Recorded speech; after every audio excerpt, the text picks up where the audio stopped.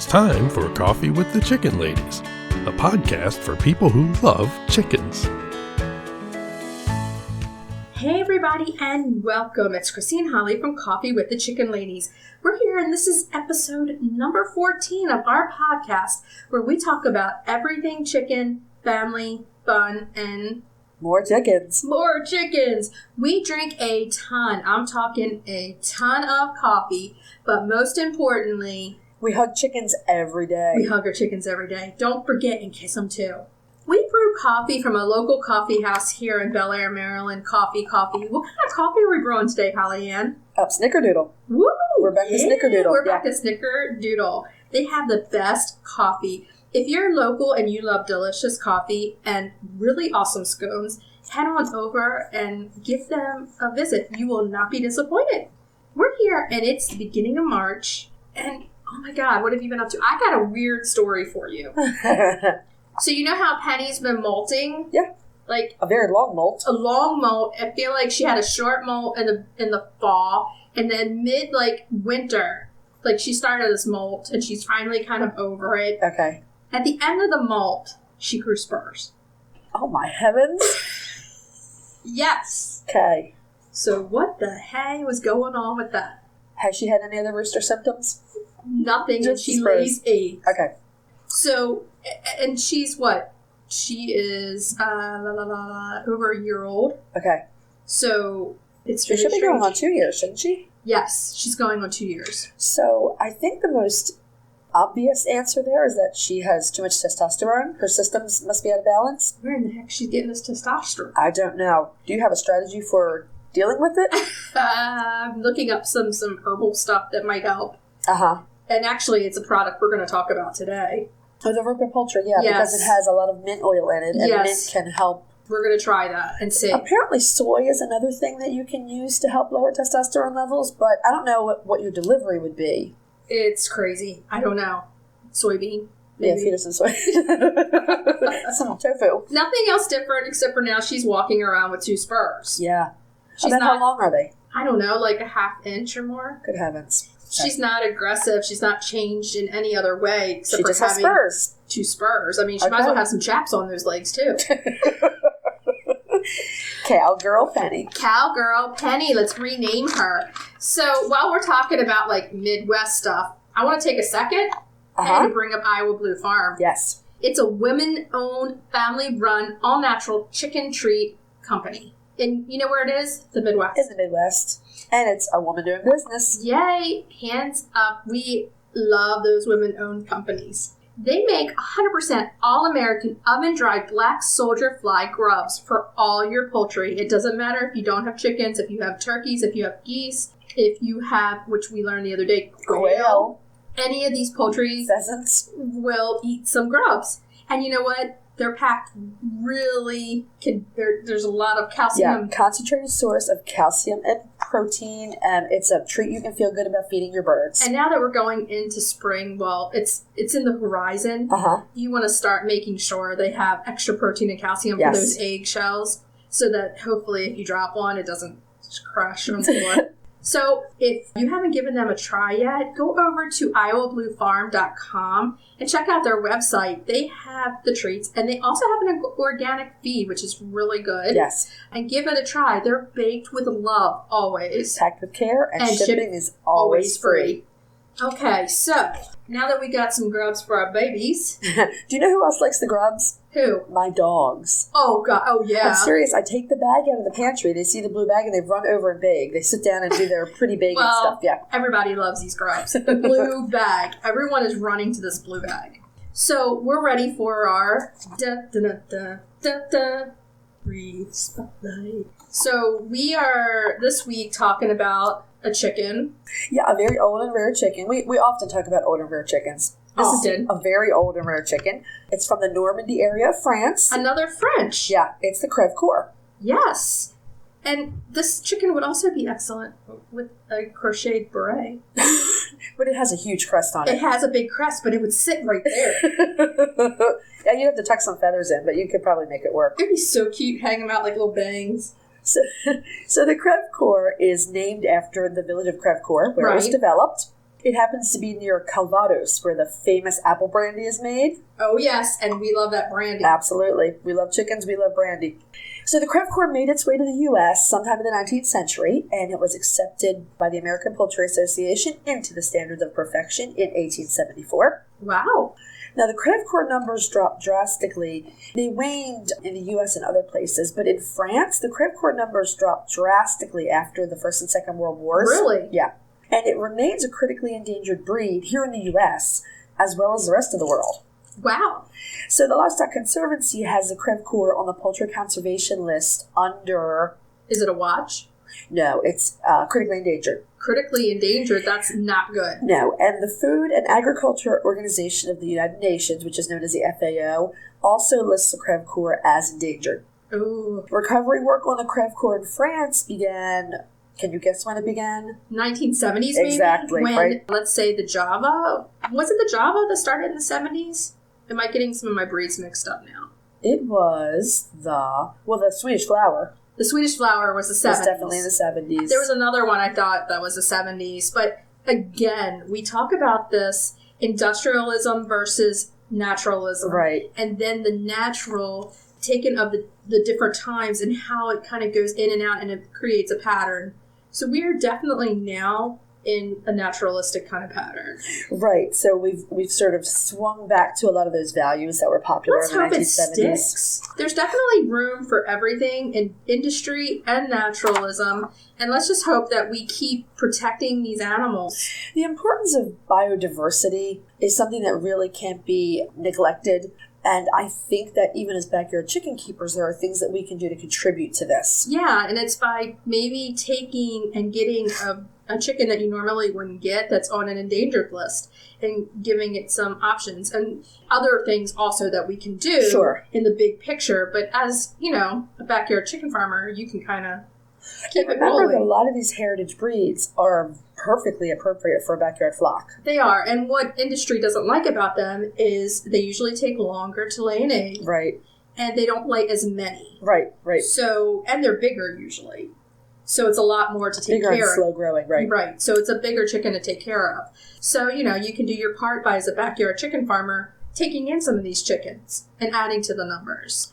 So back to our Crevecoeur. This is a very distinct looking chicken. When we looked this chicken up, I was like, oh my goodness. And if you look this chicken up, you will also say, oh my goodness. So it's a fancy breed. Most of them are all black. There are some color variations, but most of the time what you're going to see is the black Crevecoeur. And everything I looked up was the black. Is the black, right.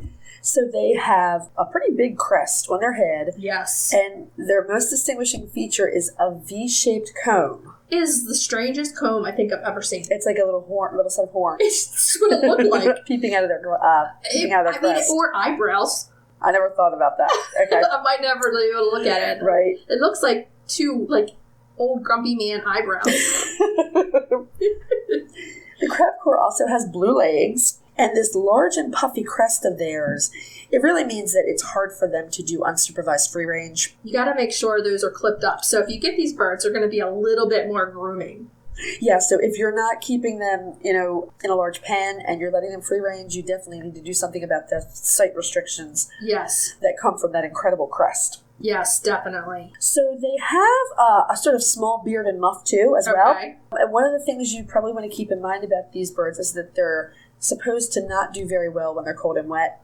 Is it the same thing as with the silkies? I think their body feathers, they have the barbicels on their body feathers, but I think just all that crest and muff, if they get wet, cold, chilled, they don't necessarily do really well. Yeah, and they definitely, will do better in a warmer climate. Yeah, I've read the same thing. They can deal with the northern climate, but you just have to make sure that they're, dry, don't catch cold. If I had this chicken and it were a very cold and damp environment, I might put a small panel heater in the coop to help them dry out. Yeah. I mean, you definitely want to take provisions. Yeah. So this is one of those chickens that would be good to have, but have to make extra provisions to take care of. Right. They're definitely, they're a practical breed in that they're pretty good layers. They lay about 3 medium-sized white eggs a week. Which is, I didn't expect when I was doing the research to find that they lay white eggs. Yeah. I don't know why, but they don't really have white earlobes.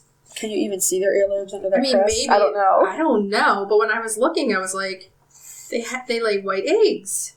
I think a lot of the older continental breeds do. I mean, we know the Mediterraneans do. Their legs, the blue legs, are really cool. Yeah, it's pretty. So yeah, you don't necessarily think of them as practical because they look like this fancy ornamental chicken. Right. They're definitely different looking. But they make a good backyard bird if you're going to make a few provisions. They're very calm and easy to handle, very friendly. That is one of their really good points, is that they would be good for families because they're friendly chickens. Right. And they become used to being handled and having things happen with them and taking care of them. And they could be sometimes used as a show chicken because they have quite a unique look to them. Right. And they could also add to conversations at parties because someone's going to come look at your chickens and say, that is really a wild-looking chicken. Again. And then it's going to bring in conversation. Right. Again, it's a fancy, ornamental-looking breed. They're very fancy. Uh-huh. I mean, yeah, definitely. So, I mean, friendly, fancy, you just have to make provisions with weather-wise and make sure that they stay dry. So that is a good thing. And are they easily found? Did you find? I found a couple places. They're becoming more readily available. You can, of course, go to the Livestock Conservancy's breeder directory and see if you can find breeders near you. But they were also readily available in a couple of other commercial settings, which will be fine if you're just looking for a pet quality bird. If you want to breed, obviously, you want the best genetics. Right. There are a few online groups, including a Crevecoeur recovery Facebook group, that would probably be very, very helpful if you're trying to locate breeding stock. That's awesome. Yeah. Okay, so now that we've talked about the Crevecoeur, what we want to do is bring you an interview with Jeannette Beringer from the Livestock Conservancy. And we did this chicken because she owns Crevecoeur. Yeah, she breeds Crevecoeurs, yeah. We always like to, when someone comes on to speak with us, to kind of highlight their breed of chicken. Yeah, give them a little tribute, the chicken that they work with or what's their favorite breed. So we hope that you enjoy this interview with Jeannette as much as we did. Holly, do you want to tell everybody what Jeannette does? Sure. Jeannette is the Senior Project Manager with the Livestock Conservancy. If you're a regular listener, you know we routinely talk about the Livestock Conservancy. All the time. And their poultry conservation list. I've been a member of the Conservancy for a while now, for both my sheep and my chickens. So we wanted to speak to Jeannette, who we found out is quite an interesting lady. So Jeannette, we have read that you have the largest flock of Crevecoeur chickens in the U.S. Is that correct? I think so, as far as I can tell. If not the largest, one of the largest. But definitely when I got started, after a couple of years, for sure, because when we started with them, hardly anybody was working with them. So it's been a long haul, all uphill to get more Crevecoeurs on the ground. And how many do you have? Oh gosh, right now probably about 100. Oh, wow. That's amazing. Yeah. So I've probably got about 30 cockerels right now. Oh, wow. Wow. Where did sing morning, noon, and night? That's amazing. And we just told everybody, when was it, a week or two ago, about France and their new law. The new national law that protects the sights and sounds of the countryside, including the cock-a-doodle-doo. Yeah. Yeah, I think that's really important, and you hear it time and time again where people move to the country, but they don't want the smells and the sounds. And right. One thing that we did with our farm is we got our farm declared a voluntary agricultural district within the county. Okay. And that designation ensures that if anybody buys property around us, the real estate agent has to reveal that there is a working farm right next door. And so no one can say, I moved in, I didn't know there was going to be 100 roosters next door. They're required to tell. So at least it's one way to give people a heads up that this is the country, this is a working farm, and you're not going to push my chickens out. Right. So, that's important. Yeah. Plus they have such fancy, rare breed chickens next door. How could they ever not love that? Well, when the roosters are crowing at 3 a.m, you know what's really funny though is I have 2 bloodlines in Crevecoeur, a French bloodline and an American, and I swear the Americans, when they crow, it sounds like they're going Happy New Year, and it makes me giggle all the time. That's great. And it doesn't bug me at all, but thankfully my neighbors aren't very close, so I haven't had to ask. I love rooster crowing. Rooster crowing is pretty awesome. It is. So can you tell us a little bit about the personality of the Crevecoeur roos? Are they friendly and gentle? It depends on the bloodline. The American bloodline birds are actually fairly calm. We imported some French blood through our friends at Greenfire Farm, and the French boys came with an attitude. And, oh boy.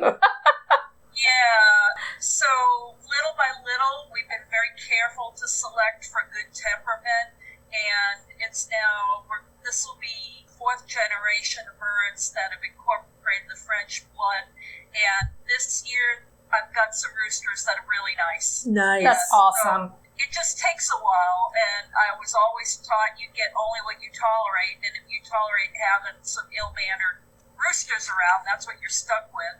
So I'm very careful about the types of birds that I breed, and temperament is up there with beauty and type, and so it's really important to me. 8-pound rooster hitting your leg every day, yeah, it's not fun. That's what we always say, how important personality is with your chickens, and any kind of chicken you have, rooster, hen. It's so important that you can handle them and they're friendly with you. Yeah, I don't handle mine that much, except for maybe a couple times a year when I'm doing breeder selection.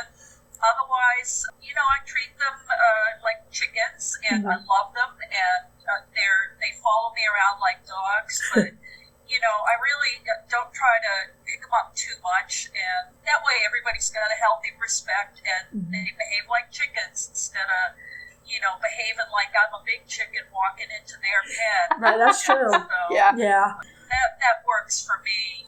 It would be pretty hard to handle. If you have 100 birds at a time and you're breeding, you're not going to be handling them every day as if they were your pets. Exactly. Yeah. But I will say I can sell the hens till the cows come home as laying birds, and so I have a very strong local market for all the hens or pullets that don't make the cut as breeder. I've got people lined up out the door that want them here locally, and as the backyard layer, they're fabulous birds. That's good to know. Yeah. Yeah, they lay really well. The girls do not have attitude. The challenge with them is they have that fancy, top knot on their head. Right. And so the line of sight for them is not very good. And so I tell people these are not free-range chickens. You've got to protect them in a fenced-in area or a chicken coop because they can't see hawks coming. They can't see four-legged predators coming. They can only see what's right in front of them. Right. But the upside is, if you want to catch them, they're real easy to sneak up.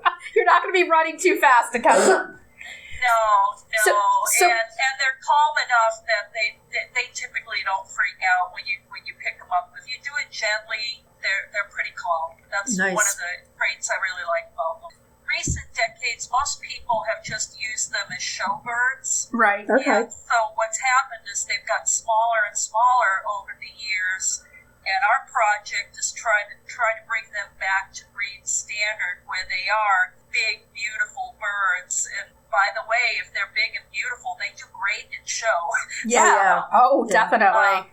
But I just want the birds to meet the breed standard from the APA. I want them to have good personalities, and that way they've got a future. They don't have a future, if they're not desirable to have. And we've learned a lot. The biggest challenge with the Crevecoeurs when we first got into them is there was very little documented about them, little anecdotal stuff here and there. And thankfully, I know enough French to be dangerous, so I went through old French journals and we've put together a history of the breed, which goes back a lot further than people told me in the beginning. I kept being told, they were developed in the 1800s.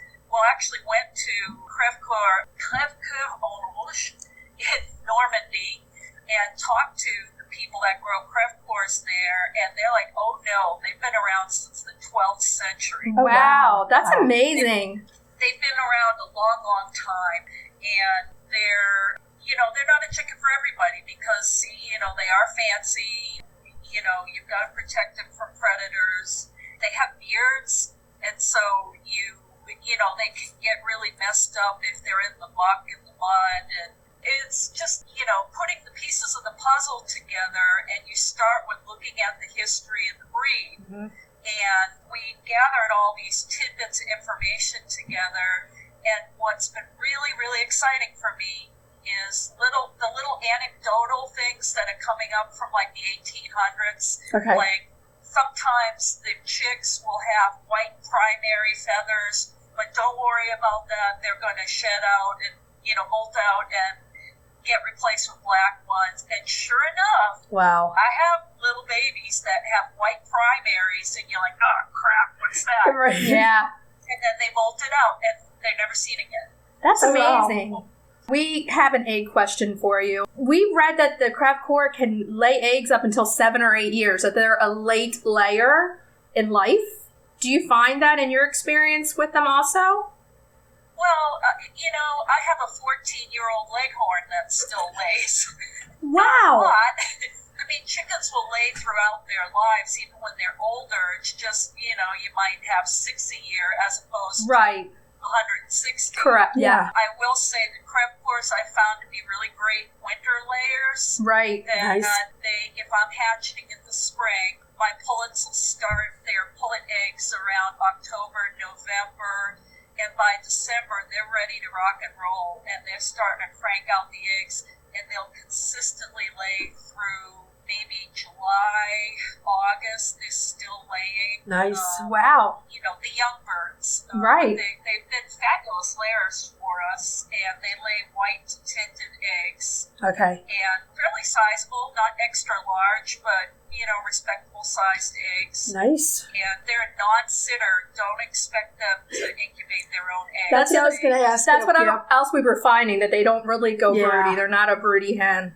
Yeah, they would never select it to do that. So, don't expect them to hatch their own chicks. Do you use an incubator, or do you use a broody hen of a different breed? Incubator? Yeah, I always use an incubator because the way we want to hatch out 100 to 200 birds a year, mm-hmm. and that was scattered all over the place. That would, time-wise, that would be too complicated. Okay. So I'll hatch batches of 50 to 100 birds, raise them out, figure out what I'm going to keep as breeders, and then move the others on. And the hens are saying, we're not going to sit on those eggs, so you need to bring in an incubator. Yeah. And I just got this really cool incubator that I was asked to try out called a Barado, and it spoiled me rotten because it's got an automatic humidity pump in it. Nice. And that was a big game changer. Nice. And having consistent humidity really made quite a difference, and the hatchability has improved quite a bit. Oh, great. So,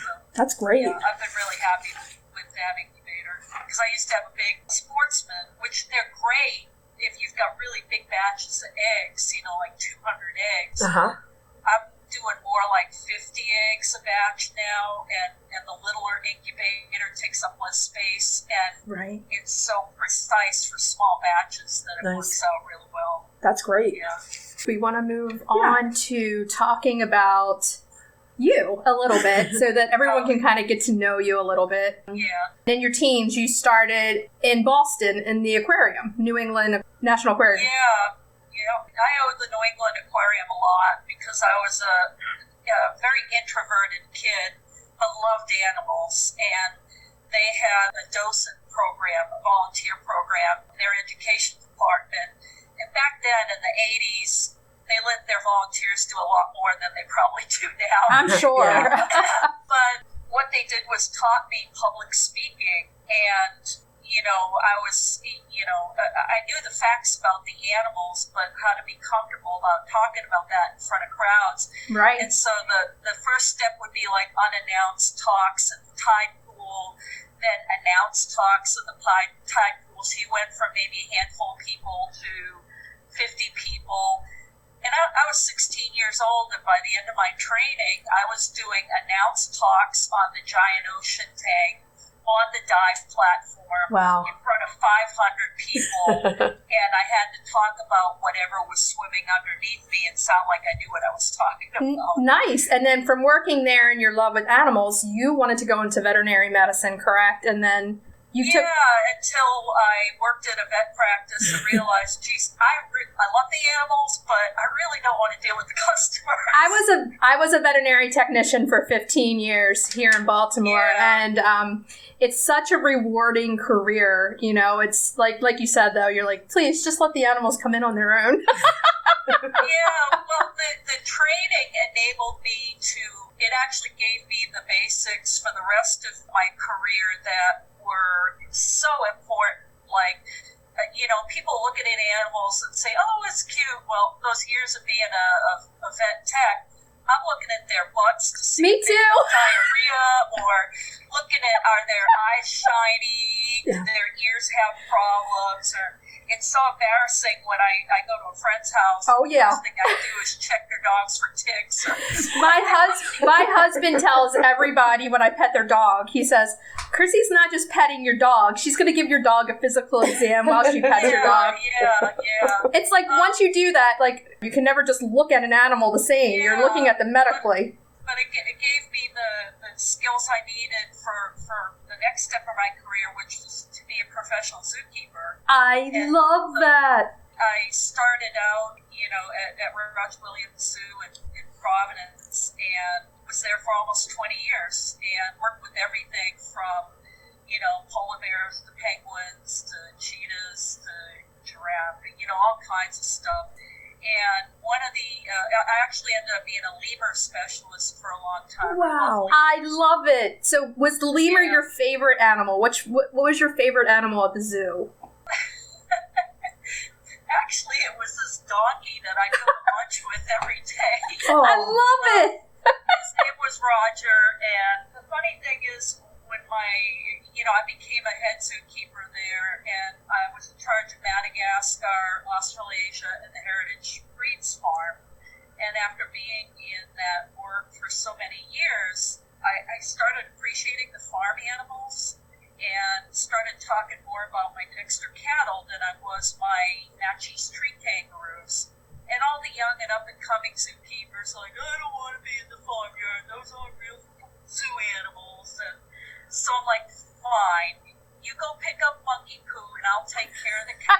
I love it. And what I do is get a cup of coffee and hook up my cow to the halter, and I go for a walk around the zoo with the coffee while they're down in the lemur house picking up food. That's how to start my day.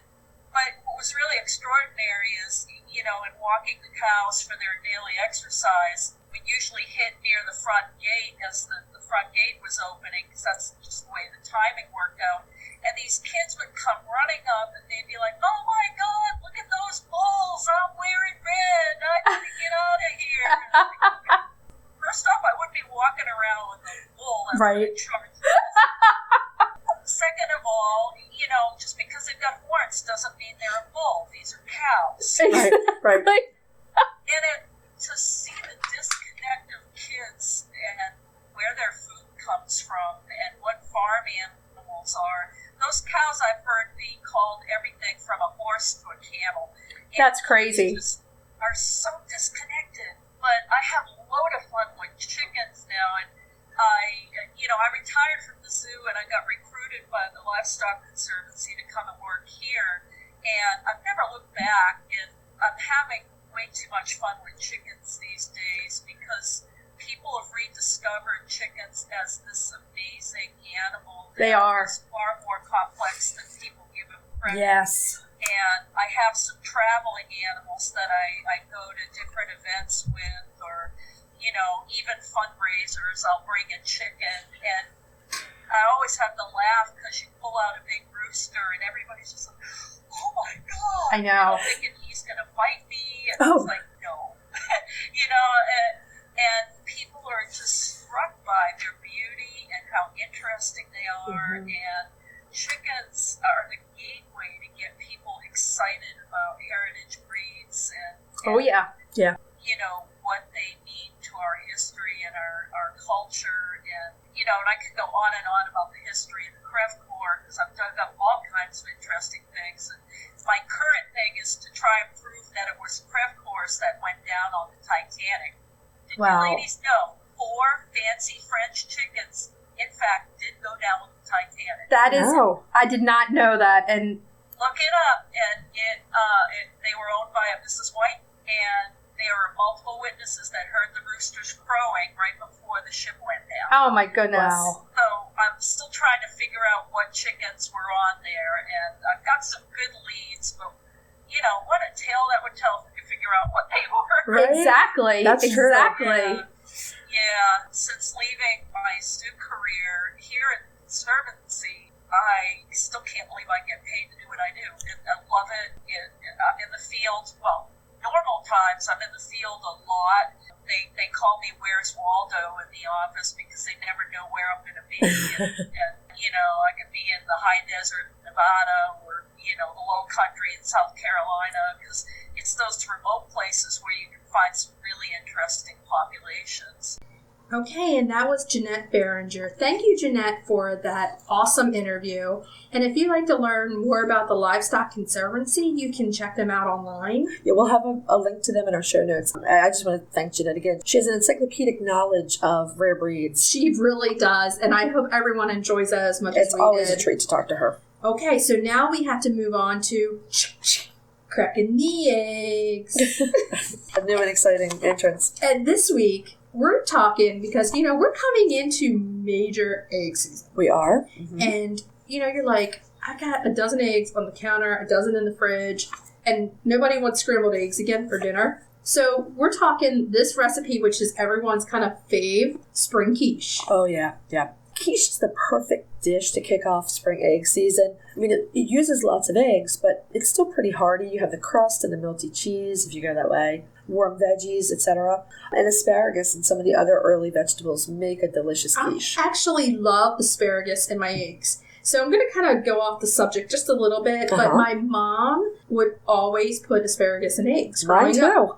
And it was so funny because it's not a combination that you would think that would be good, but it's delicious. Oh, it is. And she would scramble eggs and put asparagus in. My mother did exactly the same thing. And it's not like our mothers grew up in the same neighborhood. No, but they kind of did grow up at that time where it was like a lot of immigrants were coming over. Right. And mine had the chicken farm, so they had this overabundance of eggs that didn't go or whatever. Then they'd find a way to make them into different things. So they would mix everything they had with the eggs. Yeah, my family was actually in the U.S. for a long time, but my grandparents had come through the Great Depression. Yeah. So I think that was really formative for them. So they were very frugal and used everything. Yes, they used everything without a doubt. The quiche is awesome, especially with some asparagus in it, because that can be a party dish. Oh, absolutely. You can put your asparagus in concentric circles. Oh, that would be cool. Fancy. You could do that. You could serve this for breakfast, lunch, or dinner. Absolutely. And it is good at any time. And the quiche, it's delicious. You can do it with or without the pie crust. Right. If you want it a little lighter, you can just skip the pie crust, make it crustless. I like to put some salad greens on a plate and serve the crustless quiche on top of that. That's a good deal. Sometimes I don't make the crust if I'm just in a hurry, but other times it's just to save calories. A lot of times I don't do the crust. I just pull out the cast iron skillet, put it on the stove, put everything in there, let it start to cook, and then pop it in the oven and finish baking it. Sort of like a frittata. Kind of. And then kind of eat it after that and cut it into pie slices. Right. But without the crust. You can make it your own. You can do crust or no crust. You can add meat, cheese, any kind of veggie that you'd like. Yeah. And you know what is the fun thing is this can take on a different taste every night of the week if you had to. Right. So, you know what's really, I was thinking of chickpeas with some Indian spices. Oh, and cauliflower too. That would be really good. Those things are kind of mild and they take on the taste of the spice. Right. So you could put a little bit of curry in there and do, just kind of make it different. You could even do an Italian quiche. I think you could have endless variations. You could have fun with it. You could. Quiche at its essence is just a delicious savory pie. It is a pie. Right. And you can't go wrong with pie. No, essentially it's that custard base that we've talked about so many times, just with no sugar in it. Right, so it's savory. Right. You could even do this with your kids. Yeah. It could be like, hey, what are we adding to the quiche tonight? Everybody gets to pick something. Everybody gets to prep it. Right. You get to put it in. So this is one that's really cool. You can take it with you to different parties if you have to bring a dish. And you can make it your own. Quiche used to be, it was like the mainstay of the mid-century modern dinner party.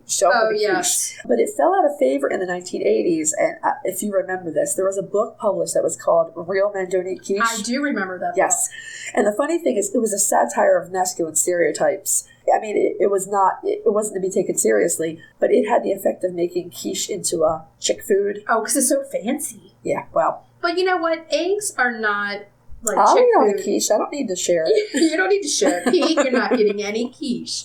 So, but eggs really aren't. They're high in protein. Yeah. You think about people who are building muscle. Right. Or working out a ton. Uh-huh. A lot of these people just eat raw eggs.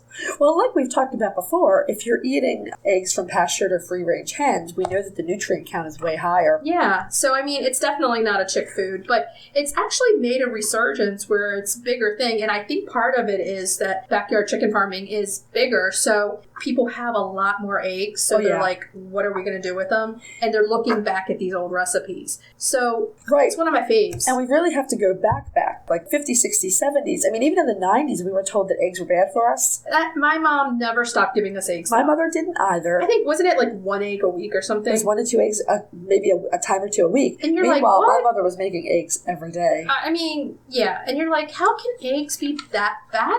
How can eggs be bad for you? It was supposed to be fat and cholesterol. There was this very anti-fat diet period in the 1990s. It was like, all your cholesterol is due to eggs. Meanwhile, the 80s were known for processed food. Right. And that's where everybody was getting their high cholesterol. It's true. We kind of lived off of some of it, too. Yeah. So if you do have anyone around who's a stickler about the quiche, they're not going to eat the quiche because it's chick food, you can eat the entire quiche yourself. That's a good thing. Or you can just tell them that it's a savory pie. It's a pie. Pete doesn't care if it's in a pie crust. He's probably going to eat it, as long as there's not coconut in it. Pete's like, bring me the pie. I will eat the quiche pie. He's a pie guy, yeah. He's a pie guy? He's a pie guy. Joe is more of like a cake guy. Now, I will say that Pete is a cake guy, too. Pete's the dessert guy. He kind of is. But, well, he married the right woman, didn't he? Yeah.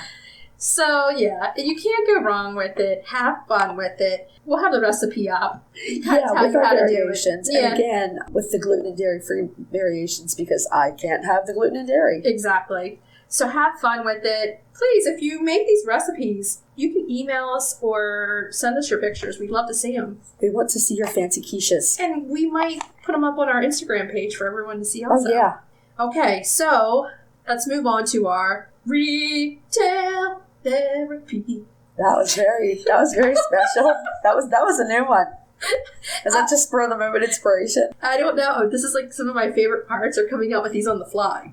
Okay, so this week for retail therapy is something that you've used before. Yeah, this is probably one of my favorite supplements. And we, instead of like going with, something for us, this week we went for something for the chickens. Of course. Because we want to switch it up every now and then. Right. So this week we're bringing in Ropa Poultry Complete. Yeah, so this is an additive for your flock's water. It's a natural supplement, so there's no egg withdrawal. And that is something that we always look for when giving the chickens anything, because what you put into your chicken, you will eat in your egg. So this is made by a Dutch company and first used in the U.S. by big chicken companies in place of antibiotics. Yeah, and I just want to note, we're not affiliated with Ropa in any way. No. Just big fans of the product. Yeah.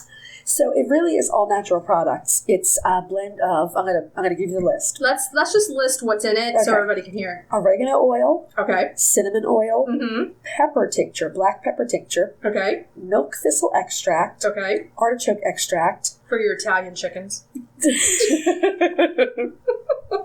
Peppermint oil. Eucalyptus oil, thyme oil, and propylene glycol to keep it viscous. Okay. So all these things are natural. Right. And basically you add it to the water like once a month or every few weeks or so. What I usually do is take 1 week out of the month and give it to them for about a week. 5 to 7 days. Yeah. And it has on there how much you measure and put it in a gallon of water. Right. And it's all natural. And see, these are the things that we want to see for our chickens that can naturally help them through different things. Now, oregano, it does kind of act as an antibiotic in chickens. It does. And again, that's why some of the big chicken companies started to use it. Because after prophylactic use of broad-spectrum antibiotics was banned, they needed something that could prevent problems. But and was all natural. Right. It's natural. So I actually do give mine oregano every now and then. Just in a mixture of herbs that I give them. Right. And it's not going to take away all the good bacteria either. Right. So it's an all-natural thing, and it's something that, it's your choice if you want to give them or not, but it's in here. And it can help with molting. It can help with different things, to kind of boost them, to get them through these phases a little quicker. Right. So the Ropa Poultry Complete company, the parent company, they claim that Ropa Poultry Complete will contribute to healthy intestinal flora. Okay. A strong immune system. Better quality and bigger quantity of eggs. Okay. A faster and better molt, and protection during stressful periods. Which a molt can be stressful. Right. And so these things haven't been tested in actual study. Right. But I will tell you the way I use it is kind of a boost? I would say as a preventative. Right. You're not using this to fix anything. Right. What you're using this product for is to enhance how they feel. So I first started using it when we got our Brahma chicks. When they were pullets, one of them had coccidiosis. Okay. And I'd never had it that badly before. It shows up every now and again. Mm-hmm. Coccidias, it's a natural, it's bacteria, it's around. Yeah. But Caramel had it so badly that there was blood. Right. Which was really scary. So we had her on the outbreak dose for 7 days, and then we backed the dose down and did another 5 days on the preventative dose. But I felt like she wasn't back to herself. Right. And I did not want to give her any more Corid. So I saw the Ropa Poultry Complete. We decided to give it a try. And I think it really did help her gut bacteria readjust itself. Right. And the diarrhea went away completely. I will also use it times when it's there's a lot of mold, it's damp, moist, humid. Yeah. I think it can help maybe ward off sauerkraut, like it's a preventative again. I mean, all these things are natural, so it's really no harm in giving it. The other thing is, look at the product, look online, and see if it's something for you. Right. Read the instructions, everything else for you, and if it's right for you, you could try it. If your chicken is very, very sick, like if you have a bad coccidiosis outbreak, I would not go to a supplement as their... No, I would go to a vet and figure out what you need to do. Get them a Corid or another coccidostat. Right. So again, I can say that I really see a difference in my flock when I use this. I can't make any specific claims, nor would I want to. No, this is just to enhance... Right. Kind of like a multivitamin for people. Sort of, there's also the powder vitamins that we use. So there's different things out there, but this product is very good. Yeah. And so that's why we wanted to give it a little spot on our retail therapy. Right. And the chickens don't seem to mind the taste. When I use this regularly, I do think my chickens look and act pretty healthy when they've been on the Ropa for a few days at a time. That's always a good thing to try. Yeah. It's natural, so you can't go wrong. But like I said, you have to check out the product for yourself and see if it's for you or not. But we just put it out there as a spotlight, so it's something as an option to give people. Exactly. Okay, so I think that we should go ahead and say goodbye to everybody. But before we go, what should we always tell everyone to do? Hug your chickens daily. Hug them every day. We'll see you later. Bye-bye. Bye-bye. If you'd like to see more of us, please follow us on Instagram at Coffee with the Chicken Ladies. If you enjoyed this episode and you'd like to help us grow the podcast, please leave us a review on Apple Podcasts. If you'd like to become a patron of the show so that we can bring you even more high-quality chicken content, please visit our Patreon page, patreon.com/Coffee with the Chicken Ladies. Thanks for listening.